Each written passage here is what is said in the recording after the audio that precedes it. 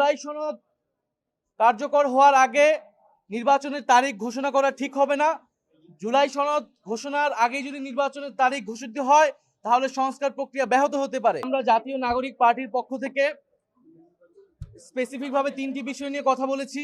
আমরা সরকারের যে প্রতিশ্রুতির সময় জুলাই ঘোষণাপত্র দেওয়ার কথা ছিল, আমরা সেটির অগ্রগতি সম্পর্কে জানতে চেয়েছি এবং 30 কার্য দিবসের মধ্যেই যাতে জুলাই ঘোষণাপত্রটি জারি করা হয় সে বিষয়ে আমরা জোর আহ্বান জানিয়েছি। কারণ আমরা এর আগেও দেখেছিলাম জানুয়ারি মাসে একটা ডেট দেওয়া হয়েছিল, সরকার প্রতিশ্রুতি দিয়েছিল, এই আন্দোলনের প্রেক্ষিতে আরেকটি প্রতিশ্রুতি দিয়েছে। এইবার যাতে প্রতিশ্রুতি ভঙ্গ না হয়। দ্বিতীয়ত আমরা বলেছি যে এই জুলাই মাস আসতেছে, 1 বছর পূর্তি হবে আমাদের গণ অভ্যুত্থানের। 5ই আগস্টের আগেই এই জুলাই মাসের মধ্যেই যাতে জুলাই সনদটি কার্যকর করা হয়, সকলের স্বাক্ষর নিয়ে আমরা যাতে জুলাই সনদ করতে পারি। এবং জুলাই সনদ কার্যকর হওয়ার আগে নির্বাচনের তারিখ ঘোষণা করা ঠিক হবে না।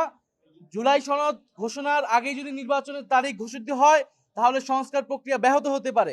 তাই আমরা আহ্বান জানিয়েছি যে 16 বছর আমরা অপেক্ষা করেছি, 10 মাস অপেক্ষা করেছি, আমরা আরো 2 মাস অপেক্ষা করতে চাই এবং সরকারকে সময় দিতে চাই। সকল রাজনৈতিক দল মিলে এই 2 মাসের মধ্যে আমাদের যে জুলাই সনদ, যেখানে জনগণ তার ভবিষ্যৎ বাংলাদেশের রূপরেখা, শাসন ব্যবস্থা পরিবর্তনের মৌলিক সংস্কারের রূপরেখা দেখতে পারবে, সেই জুলাই সনদ হওয়ার পরে একই সাথে আমরা তখন নির্বাচনের তারিখটি যাতে সরকার ঘোষণা করে আমরা সেই দাবি জানিয়েছি। জুলাই ঘোষণাপত্র হচ্ছে এই জুলাই গণ অভ্যুত্থানের যে ইতিহাস, কোন প্রেক্ষাপটে জুলাই গণ অভ্যুত্থান সংঘটিত হয়েছিল, জুলাই গণ অভ্যুত্থানের অঙ্গীকারনামা এবং আকাঙ্ক্ষা, সেটার একটা ঐক্যমতের দলিল, যেটা মূলত ইতিহাস বিকৃতি ঠেকাবে এবং এই জুলাই গণ অভ্যুত্থান এবং শহীদ আহতদের একটা সাংবিধানিক স্বীকৃতি দিবে। কারণ এই ঘোষণাপত্রই পরবর্তী সংবিধানে কিন্তু সংযুক্ত হবে।